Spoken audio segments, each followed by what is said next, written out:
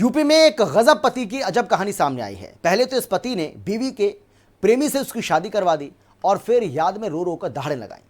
और नई सास ने तो कमाल ही कर दिया, उसने पराई बहू को लौटा दिया।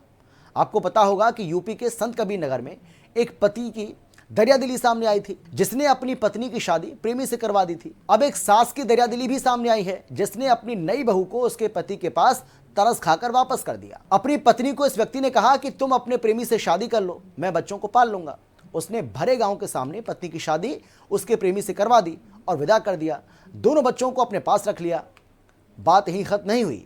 जितना आसान वो समझ रहा था, ऐसा हुआ नहीं। उसे पत्नी की याद सताने लगी, जिसके बाद वो अपनी पत्नी की नई ससुराल जा पहुंचा और गुहार लगाने लगा कि पत्नी के बिना रहा नहीं जा रहा है, आप उसे मेरे साथ भेज दो। और उसकी तड़प देखकर प्रेमी की मां को पति और बच्चों की हालत पर तरस आ गया और उसने अपनी नई नवेली इस बहू को पहले पति के साथ वापस भेज दिया। अब प्रेमी की मां की इस दरियादिली की लोग जमकर तारीफ कर रहे हैं।